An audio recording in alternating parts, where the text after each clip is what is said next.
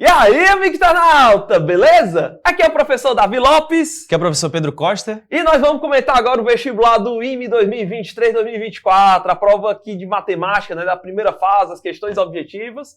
E, bom, né, tô aqui com o meu ex-aluno aqui, Pedro Costa, Pois é. né? Pois é, rapaz, como é que honra ter você aqui, né? Pra quem não conhece, Pedro Costa, ele foi ex-aluno FB, né? Que ano foi? 2014, 2015. 2014, 2015, né? Que nem eu também, né?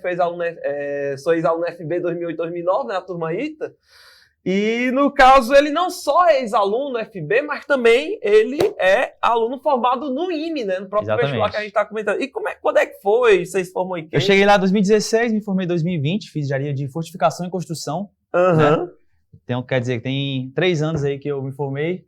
Tenho muito orgulho disso, né? E é bom estar aqui agora, né? Trazendo essa bagagem, né? De experiência aí, tanto do colégio como da própria faculdade. Né? Show de bola, né? Essa experiência aí foi fundamental aí para poder, né? Só alavancar ali as edificações, né? Fazendo aí um trocadilho aí, as edificações necessárias para a gente montar esse gabarito aqui bem legal, né? Mas esse gabarito aqui não foi montado sozinho não, né? Quem tava lá com a gente era o professor Jutsu, né? O Fabrício, né? Fabrício Maia, Israel também, né? E teve, né? Aproveitar de começar aqui também, mandar um abraço para os professores da turma aí do FB, né? O professor Pedro Igor, né? E o professor Marcelo Mendes também, que não tiveram com a gente hoje aqui, mas que fazem parte aí da equipe, né? Treina essa rapaziada aí, o aluno FB que olhou para essa prova assim e falou, meu irmão, essa prova aqui hoje tá no papo com o pai, velho. E o que você achou da prova, assim, o Pedro, de modo assim, geral? Davi, eu achei a prova, particularmente, achei um pouco mais acessível a prova desse ano, né? Uhum. Achei que é uma prova mais tranquila de você conseguir o corte, né? A gente sabe que tem 2 pontos aí, né? Que é o ponto de conseguir o corte e o ponto de você conseguir uma nota alta ali para aquela pontuação geral, né? Achei uma prova mais acessível, bem abrangente, né? A gente teve questão aí de todos os assuntos e achei uma prova interessante, né? Acho que ninguém ficou muito... Quem estudou bem, né? Teve as nossas aulas aí, estudou pelo nosso material, não foi surpreendido com nenhuma questão, né? Legal, né? Então, resumo da ópera aí, aluno FB macetou geral essa prova aí, Com né? certeza. Rapaz, show de bola, cara, show de bola. E você sentiu falta de algum assunto, assim, ou... Assim, Davi, particularmente não, né? Eu fiquei pensando assim, qual assunto que poderia ter caído que não caiu, né? Talvez uma função geratriz, não sei, acho que foi bem abrangente, né?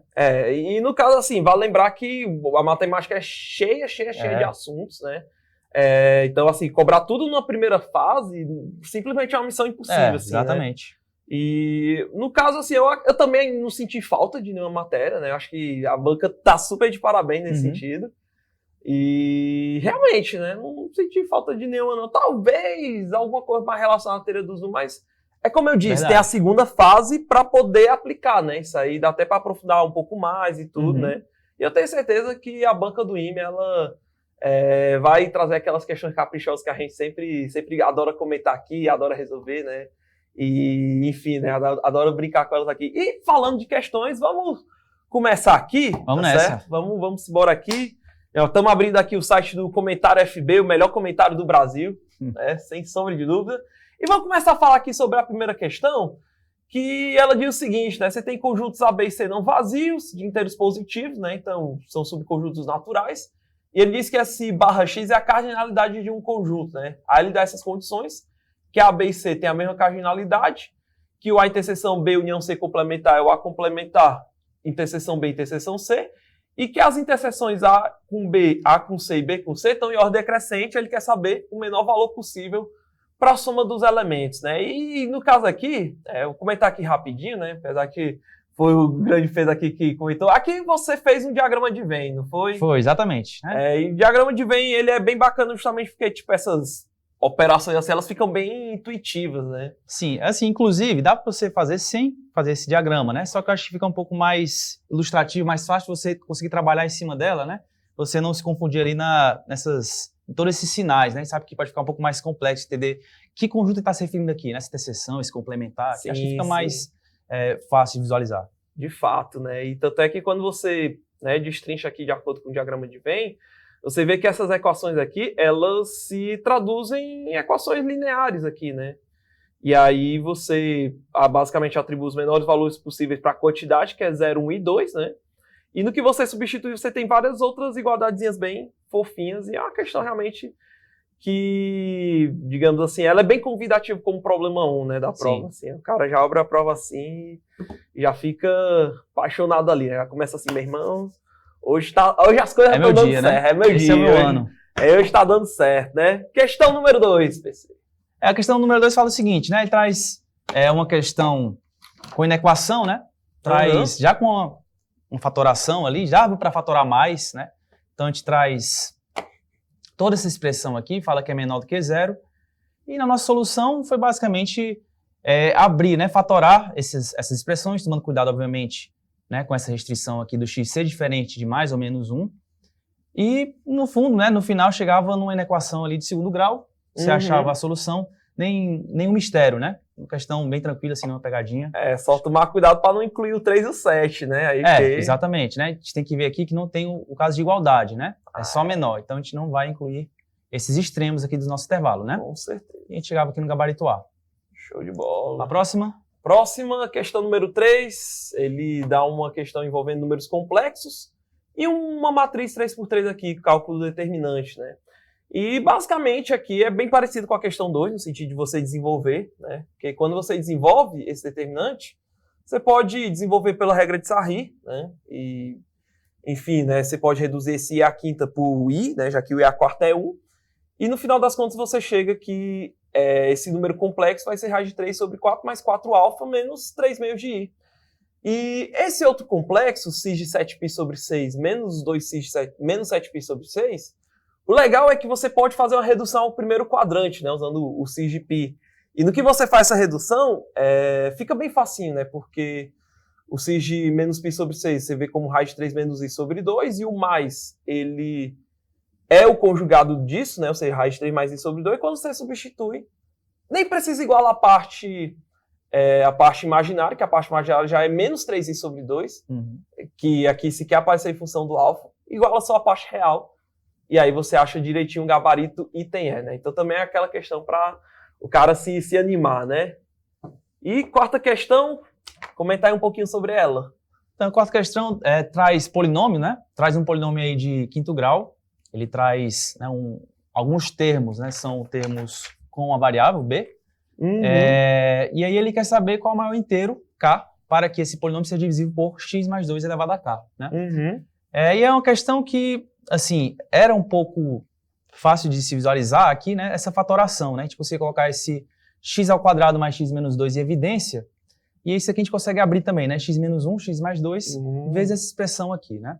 E aí, no caso que a gente viu, dois casos, né, porque a gente pode pensar o seguinte, tem um x ao cubo mais b, eu estou pensando em fator de x mais 2, opa, se eu boto esse b igual a 8, né, aparece ali um fator x mais 2, né. Que a fatoração dá ao cubo mais b ao cubo, exatamente. Né? Então, ó, a gente fez aqui o caso b igual a 8, a gente consegue visualizar, né, que ele gera um k igual a 2, mas também tem que tomar cuidado para ver, né, será que não tem um k maior? Né? E se a gente faz o b diferente de 8, a gente consegue ver que esse resto aqui não vai poder ser zero. Então, ele nem consegue ser divisível, né, por x mais 2. Então, não tem como ser mais do que isso. Né? Então, a gente já chega no maior inteiro sendo k igual a 2. Né? O cara tem que tomar cuidado com o fator cúbico aí, né? Que o cara pode ver ali, x ao cubo mais b, não dá certo, marca o 1 e acaba se lasca, né? Isso aí. Mas eu tenho certeza que o aluno FB ele já vai estar vacinadíssimo para essa pegadinha aí. E ele não vai escorregar nessa casquinha de banana nem a pau, né? E, no caso aqui, comentando um pouquinho sobre casquinhas de banana, vamos falar da questão 5, né? Que é a questão de funções, né? Que é definido por várias expressões aqui. E, no caso aqui, ele quer saber o seguinte, o quanto que eu posso me distanciar do x igual a 1 para poder o f de x, em relação ao valor 1, se distanciar no máximo 1 também, né? E aqui é uma questão de você esboça o gráfico da função, né? No caso aqui você tem a reta y igual a menos 2x mais 3, e aqui você tem o y igual a x ao cubo esboçado, e bem aqui você tem o ponto 2, que é o ponto que se desvia aqui, né? Lembra muito, inclusive, aquelas questões de função, de limite e tal, que o Pedro Costa dá as aulas online do curso de cálculo, né, cara? Fazendo propaganda aqui pra mim já, né? Pois rapaz, tem que ser assim mesmo. Abrir o gancho aqui, né? Abrir o gancho, com certeza. O cabo bom desse merece todo o merchandise do mundo.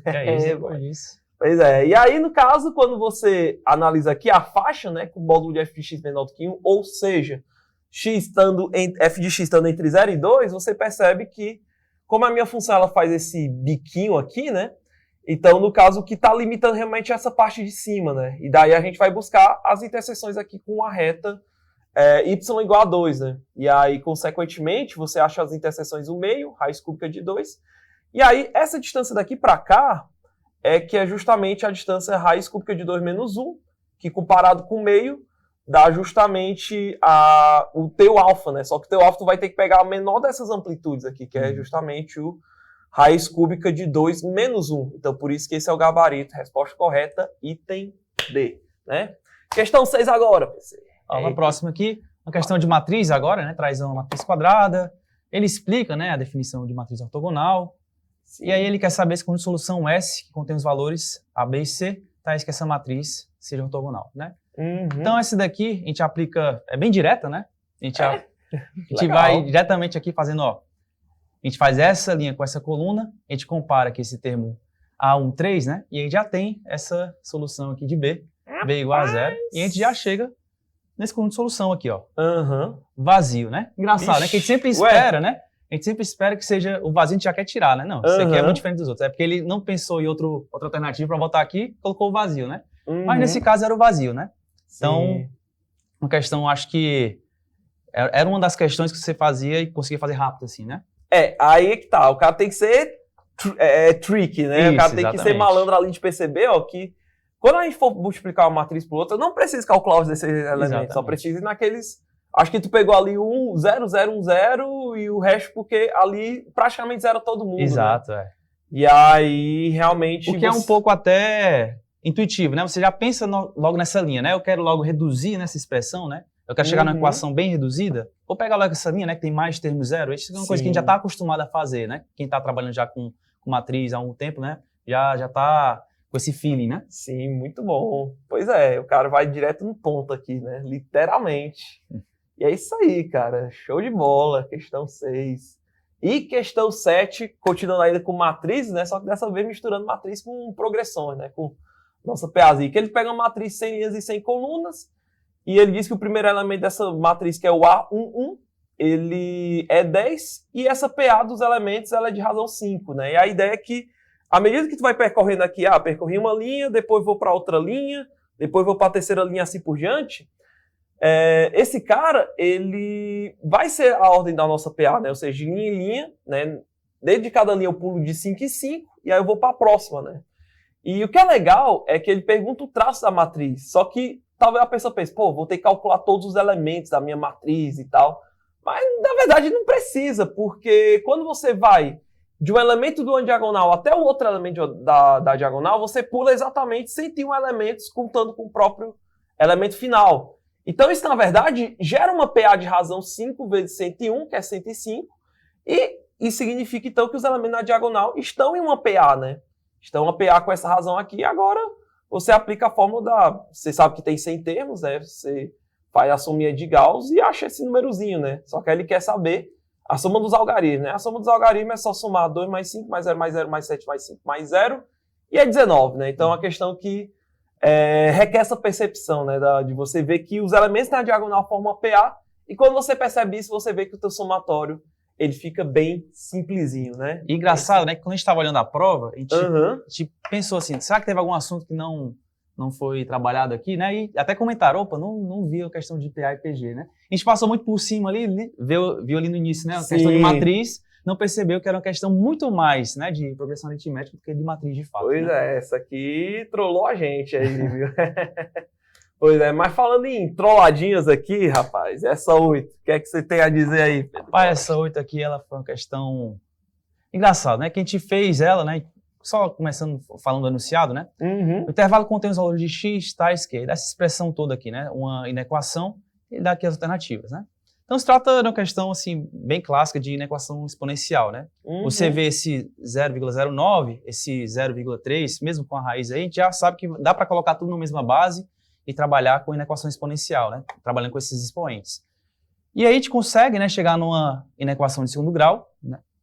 A gente chega nesse conjunto de solução, né? E aqui a gente coloca até essa observação, que o que acontece, né? Esse conjunto de solução, menos 2 e 4, é um conjunto que está contido em outros intervalos, né? Rapaz. Então, Porque assim, ele fala, ele não quer saber o conjunto de solução, né? Ele quer saber o intervalo que contém o conjunto de solução. Ele quer o intervalo que contém os valores de x, né? Eita, mano. Então, que essa incerteza, né? Tipo, se a pessoa quiser ser esperta aqui, né? Já poderia pensar, opa, tem um menos infinito aqui, com certeza está aqui dentro, né? Desse intervalo, né? Mas, enfim, então, a gente coloca aqui essa observação, né? Que o item A e o item D, né? Ele traz também dentro de si, né? Esse conjunto de solução, né? Então, fica aqui essa observação do nosso comentário.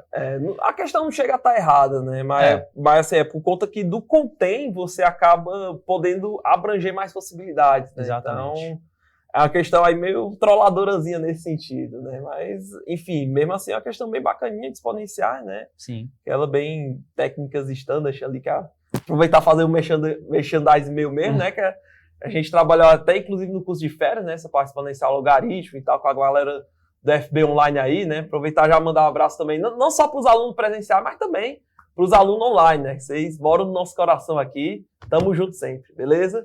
E é isso aí, né? Mas falando aqui de trollada, né? Vamos agora virar a página aí e falar da questão 9, né? Que é uma questão que o somatório ele assusta, né? Que ele dá um somatório aqui do igual a 1 até 1000 do i elevado a 2n menos 2 vezes ln de n mais 1 sobre n mais 2 elevado a menos 1 elevado a n mais 1. E aí você fica, como é que eu vou calcular o valor do e elevado a menos essa expressão aí, né?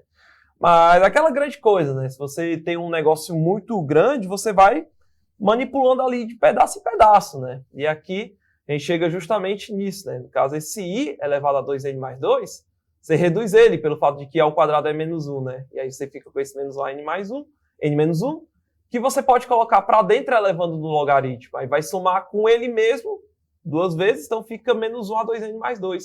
Só que 2n mais 2 é um número par, né? Então fica só um somatório de logaritmos. E o bom do logaritmo é que ele transforma soma em produtos, né?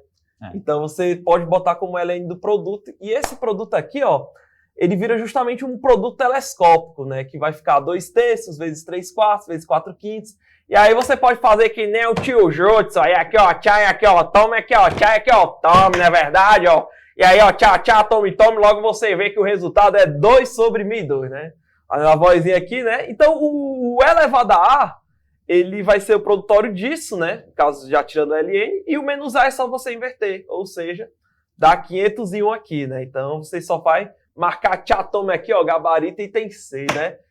E a questão 10, Pedro Costa, e aí? A questão 10 é a questão de probabilidade, né? Uhum. Então, a questão 10 fala o seguinte, né? Traz 3 dados, né? 2 dados cúbicos, né? E um dado com 12 faces. E aí ele quer saber qual a probabilidade, né, de você jogar esses 2 dados cúbicos e obter uma pontuação menor do que o dado de 12 faces, né? Sim. A gente até pensou, nossa, será que tem alguma solução assim mais bonitinha, né? E aí, engraçado que essa questão, o trabalho braçal que você teria, né, fazendo os casos, não era tão grande, né? Então, era uma questão que valia a pena, né, você fazer o trabalho braçal para não perder tempo pensando numa solução mais criativa, né? Uhum. Então, a gente fez basicamente visualizar, né, quantos casos seriam os casos totais, né, todos as triplas, né, de valores obtidos em cada um dos dados, né, e ver quais os dados, né, quais os casos que satisfazem, né, nosso enunciado, né. E a gente foi fazendo aqui, né, basicamente cada um das somas, né, dos dados de 6 faces, e aí analisou quando que ela seria menor do que o dado de 12 faces, né, e aí obtia essa soma toda aqui, facilmente dá para calcular, e é só dividir, né, os casos favoráveis pelos casos possíveis, obtia 5 sobre 12. Beleza, né? No caso dessa daí, eu particularmente considerei a questão mais difícil do vestibular, né, da prova do IME, de matemática. Por quê, né? Porque tem muita gente que pensa que esses caras aqui vão correr de maneira igual e tudo. Por exemplo, o caso A igual a 3 e B igual a 4, né? Que é quando um dado lança 3 e outro 4. Você só pontua uma vez, porque 3 e 4, 4 e 3 é a mesma coisa, mas o cara tem que tomar cuidado, porque na probabilidade não é assim que a coisa funciona. Sim. Porque os dados, eles se comportam de maneira independente. Uhum. E é por isso que a gente divide a coisa em triplas e saiu calculando na força bruta, porque se o cara for tentar fazer uma coisa mais elaboradinha, pode ser que o cara caia nessa casca de banana, né? Sim. Mas a sorte é que, tipo, os casos não são tão extensos, né? Então, tipo, se o cara fizer ali um processo mental, ele consegue separar de maneira estruturada e a conta não é... Por mais que tenha muitos termos na conta, mas ela não é tão difícil assim, né? No fim das contas. Uhum. E é isso, né? E a questão 11, né? Isso aqui, rapaz, isso aqui é uma questão que é um clássico, né? Que eu poderia dizer assim, o clássico dos arcos tangentes, que é você converter, né? No caso, ele pergunta aqui qual o valor do n tal, que essa soma de arco tangente dá exatamente π sobre 4. E aqui tem uma ideia muito clássica, né? Quem assiste às aulas do tio Jutsu sabe que todo ano ele faz esse tipo de questão, que é o quê? Associar a esses arcos tangentes números complexos cujo argumento é o mesmo argumento aí da tangente correspondente, né? Então, por exemplo, se a tua tangente é y sobre x, tu associa o complexo x mais y, cujo argumento vai dar exatamente o próprio ângulo alfa, né? Então, no caso, ele associou aqui o arco tangente de 1/3 com 3 mais i, o arco tangente de 1/4 com 4 mais i, e assim por diante. Só que o legal é que quando você multiplica os complexos, você soma os argumentos, que é exatamente a soma que ele está pedindo. Então, por isso que ele foi atrás de multiplicar todo mundo, e ele obteve esse complexo aqui, 48n menos 46 mais 48 mais 46n vezes i. E aí, para poder achar a tangente disso e igualar π sobre 4, é só igualar um cara com o outro. E aí, consequentemente, você chega que o n é igual a 47. Né? E, Davi, a gente não pode deixar de falar aqui, né, que é uma questão que tinha na nossa apostila, né? Tem que falar aqui, né? É verdade. Tio aí. Pois é, o tio Jutsu sempre à frente do seu tempo, cara. Tô falando, cara. O tio Jutsu é que nem os ninjas asiáticos, velho. Os elaboradores da prova mal podem ver seus movimentos, cara. O cara é ligeiraço, meu chapa. Ligeiraço mesmo, né? E aí, questão 12, PC. Questão de geometria analítica, né? Traz duas circunferências, e aí ele fala que essas circunferências são tangentes, né?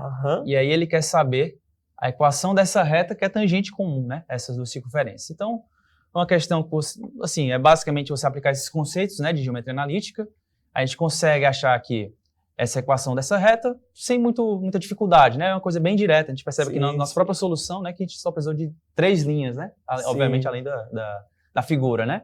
A gente obtém aqui a letra C, nosso gabarito. Show de bola. Né? E o legal é que aqui ela é mais geometria plana do que analítica, exatamente, né? Porque uma coisa que o Marcelo Mendes sempre ensina nas aulas dele é que tem muita questão de analítica e vale mais a pena você desenhar a figura para poder usar uma propriedade de plano ao invés de sair calculando tudo na doida, né? Essa é uma questão, precisamente, que recai justamente nessa linha de raciocínio, né? Sim, sim. A gente tem esse ângulo de 135 graus, né? A gente obtém uma coisa bem simétrica aqui, né? Então, se a pessoa, não quer trabalhar só com plano, dá para fazer também, né? Sim, de fato, né?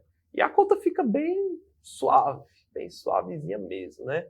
Mas agora, falando aqui de suavidades, né? Vamos falar aqui da questão 13, que ele diz o seguinte: você pega uma barra AB, né, de comprimento L, e bota ela bem na vertical, né, bem em pezinha em cima do muro, de altura L sobre 2.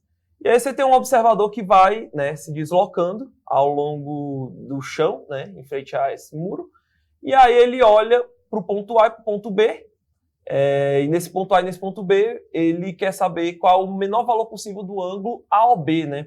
E aqui entra um argumento que também estava na minha apostila, né? Que era justamente da questão do arco capaz, em que esse ângulo é determinado justamente pelo arco de circunferência que passa pelo A e pelo B. Né? Você está vendo aqui um arco azulzinho, né, na figura. E aí, para você maximizar esse cara estando no chão, você tem que comprimir essa circunferência mais para o lado direito do AB. E essa situação de compressão máxima ela ocorre justamente no ponto de tangência aqui, né? E aí, essa tangência aqui agora, você pode partir para calcular esse comprimento aqui, x, por potência de ponto, né? E uma vez que você calcula por potência de ponto, você acha que é L raiz de 3 sobre 2, e aí, consequentemente, você pode fazer a tangente da diferença, né? Para calcular esse ângulo máximo AOB aqui, né? Que aí, uma vez que você faz as contas, não é difícil ver que o ângulo máximo ele vai ser 30 graus, né? No caso aqui, o ângulo máximo, a resposta correta aqui dando justamente o ITA, né? Então, essa ideia de você variar o arco capaz, de você girar o arco e tudo, né? Isso aí também foi trabalhado aí nas aulas de geometria, né? Particularmente, assim, eu achei a questão, pelo menos assim, na minha visão, a mais bonita, assim, né? Sim, obviamente teve esse trabalho aqui braçal no final, né? Só que essa ideia aqui do arco tangente poupa muita conta, né? Sim. Se a pessoa quiser pensar outra solução aí, né, a pessoa perderia bastante tempo, né? Pois é, o cara poderia se perder na derivada, fazendo alguma coisa assim aqui, e o cara já vai direto ao ponto do arco capaz, né? Sim. Muito bem observado, Pedro. Muito bem observado. E falando observações aqui, nos ajude a observar o que significa isso aqui da questão 14, Pedro. Beleza, vamos lá. Questão 14, a questão de geometria espacial, né? Traz aqui 2 planos, aproveitando já a figura aqui da solução, né? Esses 2 planos, essa reta aqui, a interseção dos planos, né? Traz esse trapézio aqui que está nesse plano alfa, né? E a gente pega a projeção no plano beta, né? E aí, assim, para quem já tem esse conhecimento, né? assiste nossas aulas aqui do Com Farias certeza. Brito, a pessoa já ia saber que utilizar aquela ideia do cosseno, né? A gente Uhum. pega a área vezes o cosseno, já acha a nossa área diretamente, né? Aqui a gente coloca toda a explicação, né, de por que isso acontece, né? Toda a prova, né, de por que isso é válido, né?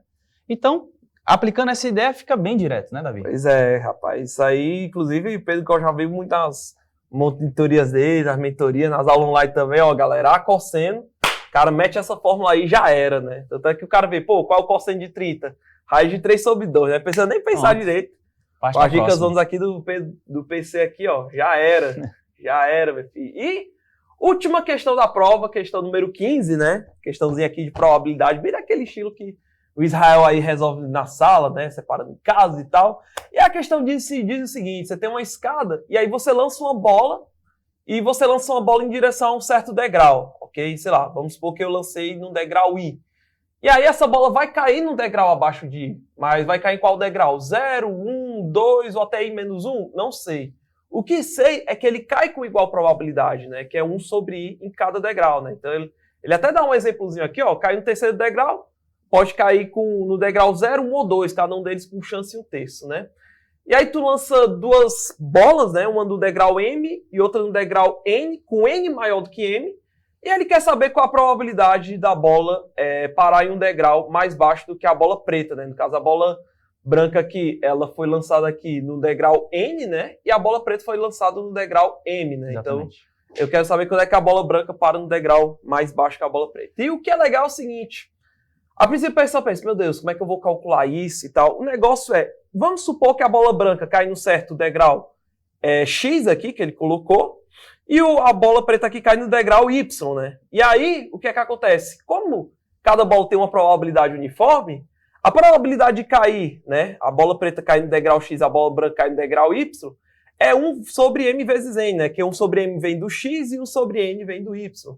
E aí agora, tudo que a gente faz agora é contar os números de pares X e Y, tais que o Y é menor do que o X, porque aí eu só conto o número desses caras e divido por MN, né? Que é como se fosse o teu espaço amostral todinho, né? E aí vira uma sominha de Gauss, né? Porque para cada X aqui você tem X menos X valores, né? Que vai do 0 até o X menos 1. E aí ele vai somando tudo isso, né? 0, 1, 2 até o X menos 1 da sominha de Gauss, que é exatamente M vezes M menos 1 sobre 2. E divide por isso e fica simplesmente a conta M menos 1 sobre 2N, dando a resposta correta, o item E, né? Então esse é um problema que assusta, mas Exatamente. Eu ia ele até só comentar assusta, isso. né? Porque você olha esse enunciado, você já pensa, não, essa questão vai ser uma questão muito difícil, né? Ainda mais sendo uma questão 15, né? Você pensa aí que... Você pensa, não, essa aqui vai ser uma que provavelmente eu não vou conseguir. Né? Mas aí, a gente sabe que o aluno FB não desiste, né? É uma questão dessa, não estou preparado para isso, né? E você consegue ver que ela é bem mais fácil do que aparenta, né? Não deixa de ser uma questão, né, com a sua complexidade, obviamente, né? Mas é uma questão mais simples do que aparenta, né? Assusta mais do que de fato realmente é, né? De fato, né? Pois é, né? E basicamente, esse foi o comentário aqui, a questão da prova, né? Acredito que a prova, né, como a gente comentou, tá mais acessível, né, esse ano, principalmente no sentido de você fazer o corte, né? Teve algumas questões mais desafiadoras, tipo a questão 10, por exemplo, que trouxe mais uma certa dose de desafio.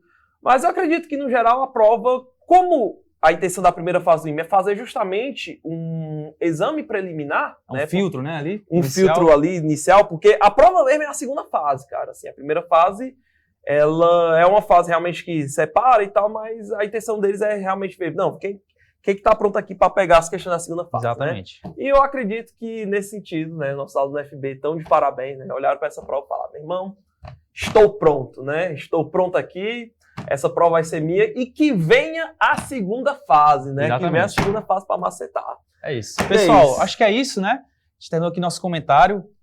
Mais uma vez, acho que é uma prova que não assustou o nosso aluno, né? Acho que nosso aluno tem toda a condição aí de estar, com certeza vai estar aí na segunda fase, né? A gente se vê aí na segunda fase comentando e com certeza com a aprovação do nosso aluno, né? É um aluno que merece, né? Um aluno tem a melhor preparação, aluno que estuda, né? A gente sempre vê, né? A gente recebe os melhores materiais também. Com certeza, né? A gente até comentou aqui, né? Questão que caiu na prova que estava no nosso material, né? Sim, sim. Isso aí realmente é um mérito dos professores, né? Que são competentes, que estão sempre ali trabalhando em atualizar nossas apostilas. E também os alunos fazem por onde, né? Para receber esse material. O aluno que está sempre ali se dedicando ao máximo para conseguir essa aprovação tão merecida, né? Exatamente. Pois, galera, então é isso, certo? A gente vai se despedindo. Pedro Costa. Davi, prazerzão, viu?